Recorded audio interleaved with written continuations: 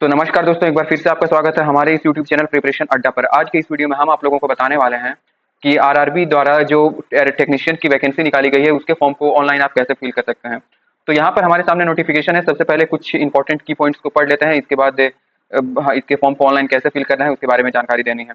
तो ये total post जो निकाली गई है टेक्नीशियन की 6557 पोस्ट निकाली गई है, जिसमें टेक्नीशियन ग्रेड 1 सिग्नल की जो है उसकी पे लेवल 5 है, इनिशियल पे 29,200 है, यानी ये बेसिक पे है। मेडिकल स्टैंडर्ड B1 है। इसकी जो एज लिमिट है, मिनिमम एज 18 साल, मैक्सिमम 33 ईयर्स। इसकी टोटल वैकेंसी 323 है।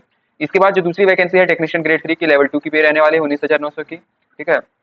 इसकी जो मिनिमम एज है वो 18 साल और मैक्सिमम 30 साल। इसकी जो टोटल वैकेंसी निकाली गई है 6,234 वैकेंसी।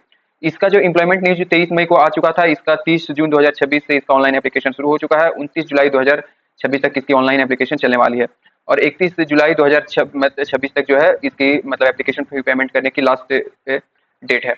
मॉडिफिकेशन विंडो यानी करेक्शन विंडो 1 अगस्त से लेकर के 10 अगस्त 2026 तक चलने वाली है। ठीक है। कोई कैंडिडेट स्क्राइब रिलैक्सेशन चाहते हैं तो 11 अगस्त से लेकर के 15 अगस्त 2026 तक उन्हें जो है अपने स्क्राइब की डिटेल्स जमा करनी होगी।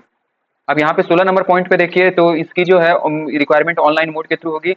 इसमें इतने स्टेज में होगी। सबसे पहले एक सीबीटी टेस्ट होने वाला है, इसके बाद दूसरे में डॉक्यूमेंट वेरिफिकेशन होने वाली है, यानी एक स्टेज की सीबीटी टेस्ट, और तीसरे में आपका मेडिकल एग्जामिनेशन होने वाला है। ये तीनों अगर आप सही तरीके से कंप्लीट कर लेते हैं तो आपकी जो है मतलब सिलेक्शन हो जाएगा। टोटल ड्यूरेशन 90 मिनट का रहने वाला है। टोटल 100 क्वेश्चन रहने वाले हैं। इसमें नेगेटिव मार्किंग 1/3 रहने वाले हैं दोनों दोनों पोस्ट के लिए। अब यहाँ पे देखिए जो है डिटेल्ड सिलेबस दे दी गई कि जी टोटल 100 मार्क्स के जो पेपर होंगे वो उसमें क्या क्या पूछे जाएंगे। जैसे जनरल अवेयरनेस 10 मार्क्स के होंगे, 10 क्वेश्चन होंगे, और 10 मार्क्स के होंगे। जनरल इंटेलिजेंस रीजनिंग 15 मार्क्स के 15 क्वेश्चन, कंप्यूटर नॉलेज 20 मार्क्स के 20 क्वेश्चन, मैथमेटिक्स 20 मार्क्स के 20 question, basic science and engineering 35 marks के 35 क्वेश्चन। अब और यहाँ पे कोई इंपॉर्टेंट जानकारी है नहीं, बाकी सारी जानकारी आप अगर लेना चाहेंगे तो इस नोटिफिकेशन पीडीएफ को मैं वीडियो के डिस्क्रिप्शन में डाल दूंगा, आप वहां से डाउनलोड करके इसको पूरा पढ़ लें। पूरा पढ़ लेने के बाद मैं अप्लाई करने के लिंक भी वीडियो के डिस्क्रिप्शन में दूंगा। वहां से जैसे ही आप उस लिंक पर क्लिक करेंगे आप सीधे इस वेबसाइट पर रिडायरेक्ट करेंगे।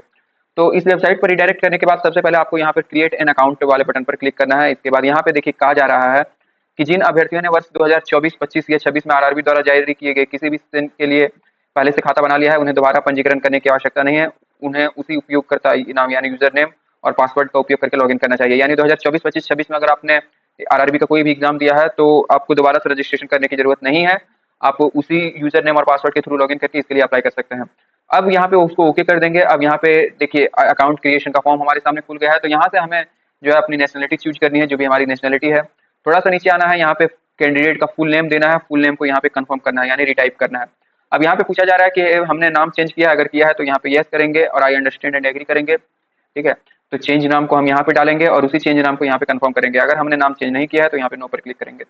यहाँ से हम डेट ऑफ बर्थ को चूज कर लेंगे, इस कैलेंडर से जो भी हमारी डेट ऑफ बर्थ है चूज कर लेंगे और दोबारा से डेट ऑफ बर्थ को यहाँ पे हम कंफर्म कर लेंगे। अब यहाँ से हमें जेंडर को चूज कर लेना है, जो भी हमारी जेंडर है वो चूज कर लेना है। जेंडर को यहाँ से कंफर्म कर लेना है। यहाँ से फादर नेम वाले कॉलम में हमें फादर का नाम यहाँ पे डाल देना है, फादर नेम को कंफर्म कर देना है। यहाँ से हमें मदर नेम को डाल देना है, मदर नेम को कंफर्म कर देना है दोबारा से। अब यहाँ से कॉन्टैक्ट डिटेल्स जो है यहाँ पे हमें ईमेल एड्रेस डालना है। ईमेल एड्रेस को डालने के बाद यहाँ पर जनरेट ईमेल ओटीपी इस वाले बटन पर क्लिक करना है। तो हमें 6 डिजिट की ओटीपी रिसीव हो जाएगी हमें ईमेल पर, उसे हमें यहाँ पर डाल के वेरीफाई कर लेना है। यहाँ पे सेम उसी तरीके से हमें मोबाइल नंबर अपना डालना है। मोबाइल नंबर फिर जनरेट मोबाइल ओटीपी पर क्लिक करेंगे, 6 डिजिट की ओटीपी रिसीव होगी, उसको हम यहाँ पे कंफर्म कर लेंगे। अब इसके बाद यहाँ पे हमें वेरिफिकेशन थ्रू डिजी लॉकर के थ्रू वेरिफिकेशन कर सकते हैं या फिर आधार कार्ड के थ्रू वेरिफिकेशन कर सकते हैं। अब अगर डिजी लॉकर और आधार कार्ड दोनों में से कुछ नहीं है तो यहाँ हम I do not have Aadhaar card इस पर हम क्लिक करेंगे। अब यहाँ पे I do not have Aadhaar card इस पर क्लिक करेंगे। अब यहाँ पे हमें पूछा जाएगा कि कोई वैलिड आईडी प्रूफ जैसे ड्राइविंग लाइसेंस, पैन कार्ड जो भी है हम यहाँ पे दे देंगे। अब पैन कार्ड में जो भी नाम है वो हम यहाँ पे दे देंगे। Date of birth PAN card के अकॉर्डिंग वो हम यहाँ पे डाल देंगे। डॉक्यूमेंट नंबर यानी पैन कार्ड नंबर यहाँ पे डाल देंगे जिसने भी इशू किया है। इशूइंग अथॉरिटी का नाम लिखेंगे और प्लेस ऑफ, ये सारी चीजें फिल करके प्रोसीड कर देंगे। हमें कोशिश करनी है कि हम आधार कार्ड के थ्रू ही यहाँ पे हम जो है वेरिफिकेशन करें। इसके बाद थोड़ा सा नीचे आएंगे, यहाँ पे हमें एक पासवर्ड क्रिएट करना होगा। पासवर्ड की जो कॉम्बिनेशन है देखिए यहाँ पे कहा जा रहा है capital letter, small letter, special character और नंबर। इन 4 चीजों को मिलाकर हमें अपनी एक पासवर्ड क्रिएट करनी है। तो यहाँ पे मैं आप लोगों को दिखा देता हूँ कि कैसे किस तरीके के पासवर्ड हो सकते हैं आपके। तो यहाँ पे हमने एक सिंपल पासवर्ड क्रिएट किया हुआ है, देखिए जिसमें कैपिटल लेटर है, ये सारे स्मॉल लेटर है, ये स्पेशल कैरेक्टर है और ये न्यूमेरिक है। इसके बाद हम इसको यहाँ से मिनिमाइज कर देते हैं। इस तरीके का पासवर्ड आप ये कर सकते हैं क्रिएट करने के बाद। इसके बाद यहाँ पे I am not a robot इस पर क्लिक करना है। इसके बाद preview and create and account पर क्लिक करना है। तो आप जैसे ही सबमिट करेंगे तो आपका अकाउंट क्रिएट हो जाएगा। हमने पहले से ही यहाँ पे अकाउंट क्रिएट किया हुआ है, इसीलिए हम यहाँ पे अकाउंट क्रिएट दोबारा नहीं कर सकते हैं। हमें तो लॉगिन करने के लिए यहाँ पे लॉगिन हेयर वाले बटन पर क्लिक करेंगे। इसके बाद यहाँ पे अब लॉगिन हेयर वाले बटन पर क्लिक करके हम दोबारा इसी पेज पर चले आए हैं, क्योंकि हमने पहले ही कहा था कि हमारा अकाउंट ऑलरेडी क्रिएटेड है, तो हमें यहाँ से लॉगिन करके अप्लाई करना होगा। तो हम यहाँ पे लॉगिन वाले बटन पर क्लिक करते हैं। इसके बाद जो है यहाँ हम दो तरीके से लॉगिन कर सकते हैं, हम अपने आरआरबी अकाउंट के क्रेडेंशियल के थ्रू या फिर आधार नंबर के थ्रू। तो किसी एक मोड से हम यहाँ पे लॉगिन कर लेते हैं। जैसे यहाँ पे हम आधार के थ्रू लॉगिन करते हैं, तो जो भी आधार लिंक मोबाइल नंबर है उस नंबर को हम यहाँ पे देंगे। इसके बाद इसको चेक करेंगे, चेक करने के बाद जनरेट आधार ओटीपी पर क्लिक करेंगे। तो 6 डिजिट की हमें एक ओटीपी रिसीव होगी, उस ओटीपी को यहाँ पे हमें फिल कर देना है। इसके बाद I am not a robot इस वाले बॉक्स को चेक कर देना है और फिर लॉगिन वाले बटन पर क्लिक कर देना है। इसके बाद डैशबोर्ड में लॉगिन होने के बाद यहाँ पे हमारे सामने कुछ जो है इंस्ट्रक्शन है। इंस्ट्रक्शन को फॉलो करने के बाद यहाँ पे हम ऑनलाइन एप्लीकेशन वाले बटन पर क्लिक करेंगे। इसके बाद ऑनलाइन एप्लीकेशन वाले बटन पर क्लिक करने के बाद देखिए यहाँ पे दो ऑलरेडी जो जो मतलब वैकेंसी निकली हुई है आरआरबी की वो सारी दिखाई दे रही है। तो टेक्नीशियन ग्रेड 1 के लिए फिल करना चाहते हैं तो ये ऊपर वाली है, और अगर हम टेक्नीशियन ग्रेड 3 के लिए फिल करना चाहते हैं तो ये नीचे वाली है। दोनों की जो एप्लीकेशन डेट है वो सेम है, 30 जून 2026 से लेकर 29 जुलाई 2026 तक। तो अब यहाँ पे मान के चलिए हम टेक्नीशियन ग्रेड 3 के अप्लाई करना चाहते हैं, तो यहाँ पे हम बोर्ड चूज कर लेंगे कि जिस भी बोर्ड से हम अप्लाई करना चाहते हैं बोर्ड यहाँ पे हम चूज कर लेंगे। इसके बाद इन दोनों जो चेकबॉक्स है इन दोनों चेकबॉक्स को हम चेक कर लेंगे। अब दोनों को चेक करने के बाद यहाँ पे हम नेक्स्ट वाले बटन पर क्लिक करेंगे। तो नेक्स्ट वाले बटन पर क्लिक करने के बाद जो भी हमारी बेसिक डिटेल्स थी वो बेसिक डिटेल्स हमारी यहाँ पे नजर आ जाएगी। जैसे हमारी जो नेशनलिटी है, डेट ऑफ बर्थ है, ये जो हमने पहले अकाउंट क्रिएशन के समय फिल किया था वो सारी हमें डिटेल्स यहाँ पे नजर आ जाएगी। ठीक है, अब यहाँ से हमें अपना मैरिटल स्टेटस चूज कर लेना है, जो भी हमारा मैरिटल स्टेटस है। इसके बाद रिलीजन वाले कॉलम से हमें अपना रिलीजन चूज कर लेना है, जो भी हमारी रिलीजन है। अब मदर टंग हम यहाँ से अपनी मदर टंग चूज कर लेंगे। मदर टंग चूज करने के बाद यहाँ पे choice of language of examination, यानी जिस भी भाषा में हम एग्जामिनेशन देना चाहते हैं उसको हम यहाँ से चूज कर लेंगे।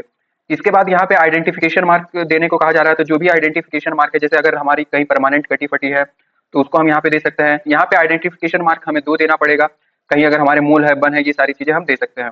इसके बाद थोड़ा सा नीचे स्क्रॉल डाउन करेंगे, यहाँ से अब हम अपनी कम्युनिटी चूज कर लेंगे, जो भी हमारी सोशल कम्युनिटी है उसको हम चूज कर लेंगे। इसके बाद यहाँ पे पोस्टल एड्रेस की डिटेल्स हम यहाँ पे डाल देंगे। जो भी हमारी ये पोस्टल एड्रेस मतलब जो भी हमारी प्रेजेंट एड्रेस है उसको हम यहाँ से डाल देंगे। उसके बाद यहाँ से हमारा जो पोस्टल एड्रेस डिटेल्स है वो हमें यहाँ से पहले से ऑटो फिल नजर आएगा, क्योंकि हमने पहले ही अपना डिटेल्स जो है वो फिल कर लिया था, मतलब पिछले बार एप्लीकेशन के टाइम। तो सारे अगर पिछले बार एप्लीकेशन के टाइम हमने जो जो भी फंडामेंटल डिटेल्स दी थी वो यहाँ पे ऑटो फिल रहेगा। अगर हम उसको चेंज करना चाहते हैं तो हम यहाँ से चेंज कर सकते हैं। इसके बाद क्योंकि हमारी ये सारी जानकारी सही है तो इसके बाद हम यहाँ पे नेक्स्ट वाले बटन पर क्लिक करेंगे। अब नेक्स्ट बटन पर क्लिक करने के बाद यहाँ पे कैटेगरी डिटेल्स वाली पेज पर चले आएंगे। अब यहाँ पे हमें पूछा जा रहा है कि हम अगर एक्स सर्विसमैन है, तो अगर हम एक्स सर्विसमैन है तो यहाँ पे यस करेंगे। अब यहाँ पे देंगे कि आर्मी में थे, नेवी में थे या फिर एयरफोर्स में थे, तो जिस भी सेक्टर में थे वो चूज करेंगे। रैंक हमारी क्या थी, डेट ऑफ एंट्री यानी ज्वाइनिंग डेट क्या थी, और अगर हम अभी भी काम कर रहे हैं तो यहाँ पे यस करेंगे और डिस्चार्ज डेट को डालेंगे। अदरवाइज यहाँ पे अगर नहीं काम करें तो नो पे करेंगे, और हमारा डेट ऑफ डिस्चार्ज कब था, रीजन ऑफ डिस्चार्ज क्या था, डिस्चार्ज सर्टिफिकेट नंबर, ये सारी चीजें हमें फिल करनी होगी। अगर हम एक्स सर्विसमैन नहीं है तो यहाँ पे नो पर सिंपली क्लिक करेंगे।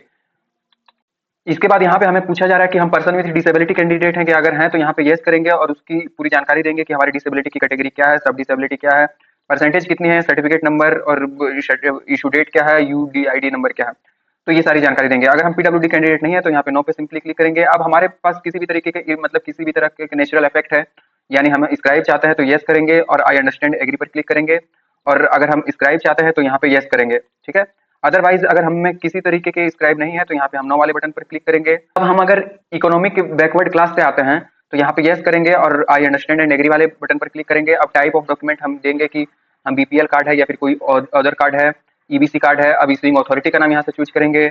इसके बाद यहाँ पे सर्टिफिकेट नंबर देंगे और डेट ऑफ इशू देंगे। अगर हम ईबीसी कैंडिडेट नहीं है तो यहाँ पे हम सिंपली नो पर क्लिक करेंगे।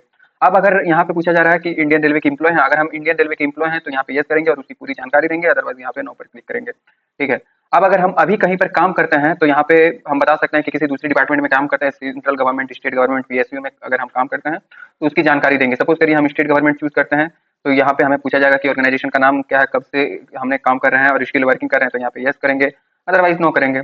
और जिस डेट तक हमने यहाँ पे काम किया है उसकी जानकारी देंगे, यानी उसकी मतलब ये करेंगे। अगर हम जो है कहीं भी अभी काम नहीं करते हैं तो यहाँ नॉट एप्लीकेबल चूज करेंगे। अब यहाँ पे पूछा जा रहा है कि अगर हमने अप्रेंटिस किया है तो यहाँ पे हमें यस करना है। जिस भी ट्रेड से अप्रेंटिस किया है तो हम उसको चूज कर लेंगे। अब जिस डेट से हमारा अप्रेंटिस शुरू हुआ था वो हम यहाँ पे डालेंगे और जिस डेट को एंड हुआ वो यहाँ पे डालेंगे, तो यहाँ पे ड्यूरेशन ऑटोमेटिक कैलकुलेट हो जाएगी। अब यहाँ पे पूछा जा रहा है कि रिजल्ट डिक्लेयर हुआ है तो यहाँ पे यस या फिर नो हम कर सकते हैं। अगर हमने अप्रेंटिस नहीं किया हुआ है तो यहाँ पे नो पर सिंपली क्लिक करेंगे। अब यहाँ पे पूछा जा रहा है कि bank details for refund of fee, यानी जब हमारा फर्स्ट स्टेट का एग्जाम कंप्लीट हो जाएगा तो हमारे फी जो है वो रिफंड हो जाएगी। तो हमारे आधार नंबर से सीडेड जो भी बैंक अकाउंट है, हम यहाँ पे आधार नंबर अपना डाल देंगे।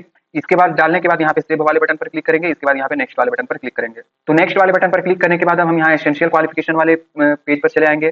अब यहाँ पे सबसे पहले हमें मेट्रिकुलेशन की जानकारी देनी है। तो मेट्रिकुलेशन को हम जिस भी बोर्ड से पास किया है, हम जिस स्टेट से हमने पास किया है, वो स्टेट हम यहाँ पे चूज कर लेंगे।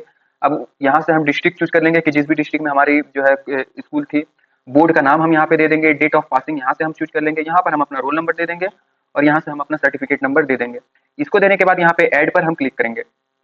तो 10th की जानकारी देने के बाद अब यहाँ पे हम 10+2 की जानकारी देंगे। तो इसके लिए जो एसेंशियल क्वालिफिकेशन थी वो 10+2 थी। तो यहाँ हमने मेट्रिकुलेशन और 10+2 की जानकारी दे दी है। अब अगर हमने ITI किया है तो उसकी भी जानकारी हम यहाँ से दे सकते हैं।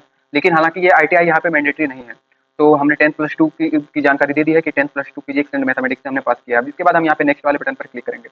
इसके बाद नेक्स्ट पर क्लिक करते ही हम यहाँ पे अपलोड प्रोफाइल डॉक्यूमेंट्स वाले ऑप्शन पर चले आएंगे। अब यहाँ से हमें जो है अपनी लाइव फोटो अपलोड करनी होगी। तो लाइव फोटो अपलोड करने के लिए अगर हमारे पास लैपटॉप में वेबकैम है या फिर हमारे डेस्कटॉप में वेबकैम है, तो यहाँ पे डायरेक्टली कैप्चर लाइव इमेज पर क्लिक करेंगे और यहाँ से हम अपनी लाइव फोटो अपलोड कर देंगे। अदरवाइज अगर नहीं है तो यहाँ पे हम capture live image from mobile, इस पर हम क्लिक करेंगे। अपने मोबाइल के किसी भी QR कोड स्कैनर से इसको स्कैन करेंगे और हम अपने मोबाइल से लाइव फोटो अपलोड कर देंगे। इसके बाद यहाँ पे हमें सिग्नेचर अपलोड करनी होगी। तो सिग्नेचर की साइज यहाँ बता दी गई है कि मिनिमम 30 KB और मैक्सिमम 49 KB। सिग्नेचर की जो मतलब हाइट है वो 60 पिक्सल होनी चाहिए और विड्थ है वो 140 पिक्सल होनी चाहिए। तो यहाँ से ब्राउज करके हम सिग्नेचर को अपलोड कर देंगे। इसके बाद I have uploaded my own signature, इस पर हम क्लिक करेंगे। क्लिक करने के बाद यहाँ पे हम सेव कर देंगे और फिर नेक्स्ट वाले बटन पर क्लिक करेंगे। तो इसके बाद लाइव फोटो और सिग्नेचर को अपलोड करने के बाद यहाँ पर सबसे नीचे आपको चेक कर देना है। चेक करने के बाद यहाँ पर आपको सेव वाले बटन पर क्लिक करना है। इसके बाद यहाँ नेक्स्ट वाले बटन पर आपको क्लिक करना है। इसके बाद यहाँ पर आपने जो RRB चूज की थी वो RRB की यहाँ पे जानकारी चली आएगी। अब यहाँ पे पूछा जा रहा है कि आप प्रेफरेंस दीजिए कि अगर आप सिलेक्ट होते हैं तो सबसे पहले ग्रेड 3 में जाना चाहेंगे या फिर ग्रेड 2 में जाना चाहेंगे। तो जो भी आपकी प्रेफरेंस है, प्रेफरेंस आप यहाँ से दे दें। प्रेफरेंस को देने के बाद यहाँ पर आपको प्लेस की डिटेल्स देनी है, यानी आपने जिस जगह से फॉर्म फिल किया वो यहाँ पे आप दे देना है। इसके बाद इसको आपको चेक कर देना है, इस डिक्लेरेशन वाले बॉक्स को चेक कर देना है और फिर प्रीव्यू एप्लीकेशन वाले बटन पर आपको क्लिक करना है। तो प्रीव्यू एप्लीकेशन वाले बटन पर क्लिक करने के बाद आपके सामने एप्लीकेशन की प्रीव्यू विंडो ओपन हो जाती है। इसको आप एक बार सही तरीके से चेक कर लें। इसके बाद यहाँ पे I have rechecked the above details and found correct, इस पर आपको चेक करना है। फिर सबमिट वाले बटन पर आपको क्लिक करना है और फिर यहाँ पे सबमिट पर क्लिक करना है। अब हमने इसको अनरिजर्व कैटेगरी से फिल किया था तो हमें 500 रुपये का पेमेंट करना होगा। SC ST PWD और वुमेन्स कैंडिडेट के लिए 250 फीस थी, ठीक है। तो यहाँ पे आप पे विथ SBI ई-पे इस वाले बटन पर क्लिक करेंगे। यहाँ I agree with terms and condition पर क्लिक करेंगे, प्रोसीड वाले बटन पर क्लिक करेंगे। इसके बाद हम जिस भी मोड से पेमेंट करना चाहते हैं, debit card, credit card, banking connect यानी नेट बैंकिंग से या फिर किसी UPI ऐप से जिससे पेमेंट करना चाहते हैं उसको चूज करेंगे। इसके बाद यहाँ पे UPI QR पर क्लिक करेंगे, पे नाउ वाले बटन पर हम क्लिक करेंगे।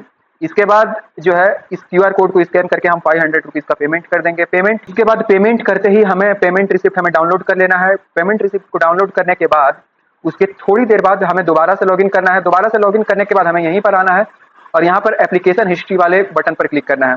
इसके बाद यहाँ से हमें हमारा एप्लीकेशन, जब ये पेमेंट वेरीफाई हो जाएगी, यहाँ पे ऑटोमेटिक वेरीफाई पे पेमेंट पर क्लिक करेंगे, हमारी पेमेंट वेरीफाई हो जाएगी।